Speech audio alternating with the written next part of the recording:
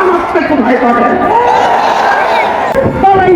পালাইছে রে খুনি হাসিনা, পালাইছে রাত্রের বিষয়টা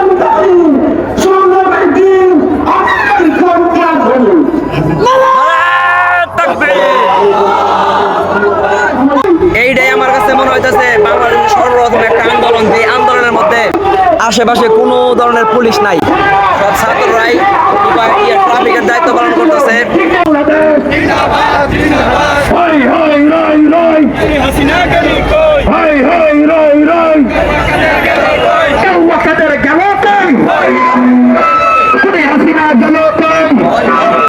এরকম ঝাড়বাতিওয়ালা মসজিদ আমি এর আগে অনেক দেখছি।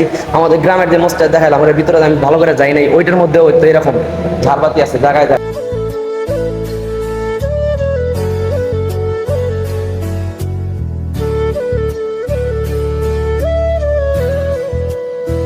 আসসালামু আলাইকুম গাইস, কেমন আছেন আপনারা? আশা করি আলহামদুলিল্লাহ ভালো আছেন। আমি অলওয়েজ আলহামদুলিল্লাহ। আজকে আসছি একটা আন্দোলনে, মাদ্রাসা থেকে কয়েকদিন বাইরে হইতে পারিনি। আজকে গাইস আপনারা হয়তো শুনছেন ভিডিওর শুরুতেই বলছি যে এই কয়েকদিন আমি মাদ্রাসা থেকে বাইরে হইতে পারিনি। এই কয়েকদিন বাইরে হইতে পারিনি, কষ্ট হয়েছে। আর এখন বাইরে হওয়ার পরে কিছু মানুষের কথা শোনার পরে এখন আবার কষ্ট লাগতেছে। আর যেই সমস্ত কথা শোনার কারণে কষ্ট লাগতেছে, এই সমস্ত কথা অনেকের মনে এখন ঘুরতেছে। অনেকের মনে এই ধরনের প্রশ্ন যে যুদ্ধের সময় যারা ছিল না তারা কেন এখন বিজয়ের সময় বাইরে হয়েছে। প্রশ্নটা একদম যৌক্তিক প্রশ্ন, কিন্তু এই প্রশ্নের উত্তরটা শোনার পর আপনারা হয়তো একটু অবাক হবে। কারণ ছোট বড় ধনী গরিব বাংলাদেশের সমস্ত মানুষ তার দেশকে ভালোবাসে। শুধুমাত্র পাগল নাবালেক অবুঝ যারা আছে তারা হয়তো তার দেশকে ভালোবাসে না। আর দেশে স্বাধীনভাবে চলার জন্য সকলের ইচ্ছা আছে। অতএব এই ধরনের আন্দোলনের সময়, ছাত্র আন্দোলনের সময় আমার মনে হয় না কোনো ছাত্র ঘরে বসে থেকে খুব আনন্দে থেকেছে। এইটা মনে করছে যে আমি ঘরে থেকে বাইসে গেলাম, আর বাহিরে যারা আছে এই আন্দোলন আমার জন্য না তাদের জন্য, তারা আন্দোলন করে তারা মরে যাক, শহীদ হয়ে যাক, আমার দরকার নাই, ঘরে বসে থাকি আমি। আসলে বিষয়টা এমন না। হয়তো কোনো একটা কারণে সেও আটকে ছিল, কিন্তু যেমন আমি আমার নিজেরটাই বলি, আমার মনে খুব বেশি আক্ষেপ ছিল আমি যদি বাইরে হইতে পারতাম, কিন্তু এটাকে কন্ট্রোল করা হয়েছে কোনো একটা কারণে। অনেক মানুষ খারাপ বলতেছে যে আন্দোলনের সময় তারা বাইর হয় নাই, আন্দোলনের সময় কেন তারা ঘরে বসেছিল, তারা যায় নাই কেন, এইটা ওইটা ইত্যাদি কত ধরনের কথা। তারা আন্দোলনের সময় বাইর হয় নাই, এখন বিজয়ের সময় বাইর হইতেছে।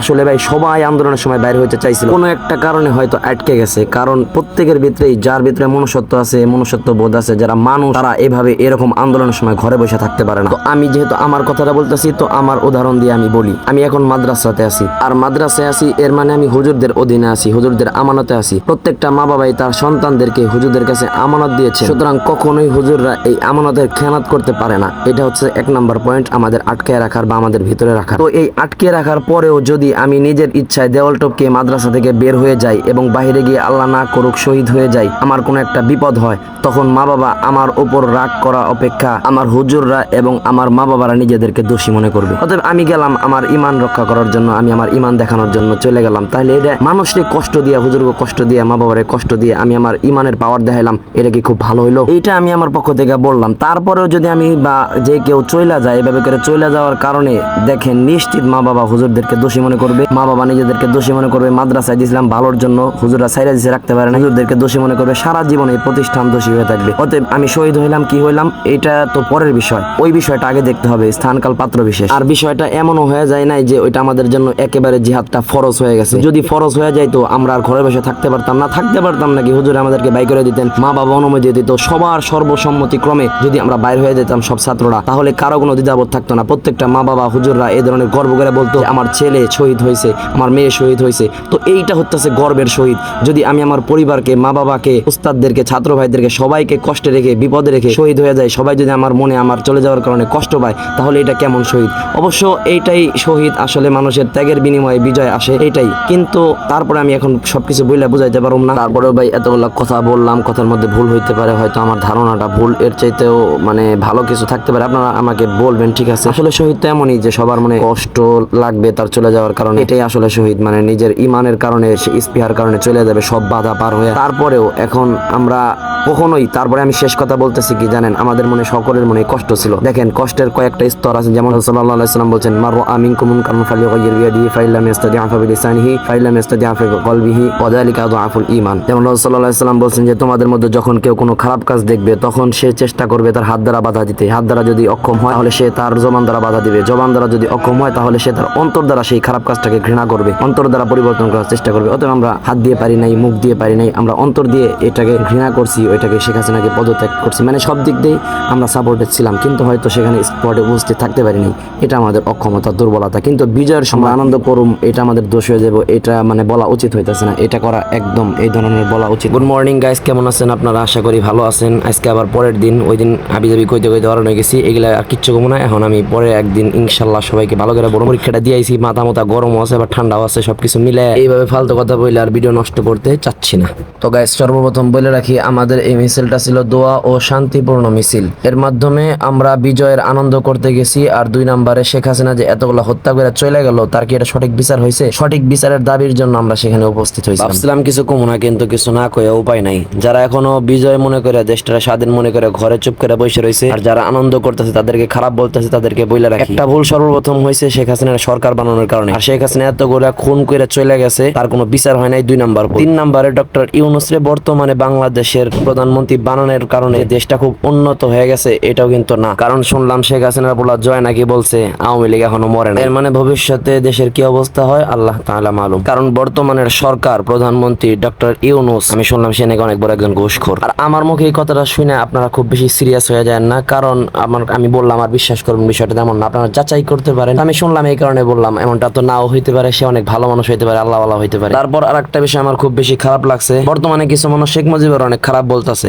শেখ মুজিবের মূর্তিগুলা ভাস্কর্যগুলা ভাঙতেছে। এইটা খুব খারাপ কিছু না, ভাস্কর্য ভেঙে ফেলাইছে, এটা খুব খারাপ না। কিন্তু তার নামে যে অপবাদ, তারা যে খারাপ বলতেছে, তার মেয়ের কারণে তারা খারাপ বলা, আমার কাছে বিষয়টা সমীচীন মনে হচ্ছে না। আর আপনাদের মতামত কি এটা আপনারা বলবেন। আর আমি যা বললাম এগুলো সব আমার ধারণার উপরে, অতএব আমারটা খুব বেশি সিরিয়াস নেওয়ার দরকার নাই। এখন বলি আমাদের গতকালকের মিছিলের কথা। যে মিছিলটা ছিল দোয়া ও শান্তিপূর্ণ মিছিল, এবং শেখ হাসিনা যে খুনগুলা করছে, আয়নাঘর নামে একটা ঘর বানায় মানুষের নির্যাতন করছে, এমনইভাবে ওলামায়ে কেরামদেরকে জেলখানা আটকে শাস্তি দিছে, কষ্ট দিছে। 2013 সালে ওলামায়ে কেরামদেরকে মারছেন। তো এই বিভিন্ন ধরনের দাবি, সেই সমস্ত অপকর্ম করার পরেও দেশ ছেড়ে চইলা শান্তিতে রয়েছে, এইটাই হলো দাবি যে তাকে দেশে আইনা আবার উপযুক্ত শাস্তি দেওয়া। তোমরা মাদ্রাসা থেকে প্রত্যেকটি ছাত্র জুমার নামাজের আগে বের হয়ে গেলাম মডেল মসজিদ জুমার নামাজ পড়ার জন্য। তো সেখানে জুমার নামাজ পড়ার পর প্রত্যেক ছাত্রের কাছে একটা করে লাঠি ছিল, তারপরে সকলের কাছে লাল কাপড় এবং অনেকের কাছেই সবুজ কাপড় ছিল। তারপরে বড় বড় উলামায়ে কেরাম, হেফাজতের বড় বড় উলামায়ে কেরাম আসলেন, তারা বক্তব্য দিলেন। আমাদের বড় হুজুর বক্তব্য দিলেন, আমিনুল ইসলাম কাসেমী সাহেব হুজুর, এবং অনেক উলামায়ে কেরাম বক্তব্য দিয়েছেন। সবাইটি বলা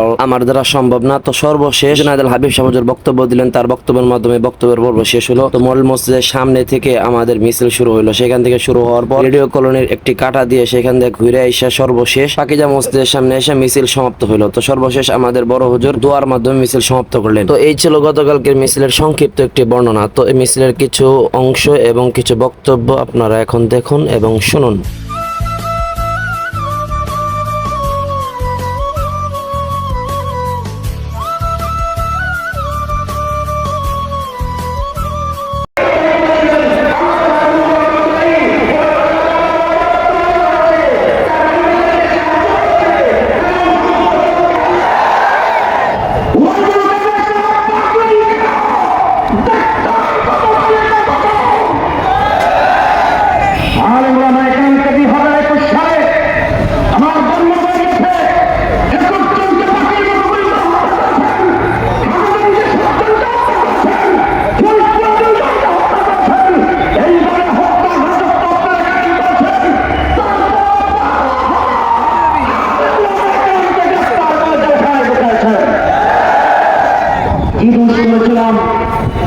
সেই ডিউটি অফিসের চেয়ারম্যান পর্যন্ত রিমান্ডে রাখা হয়েছে। সেখানে কোনো বিশ্রাম বাংলাদেশ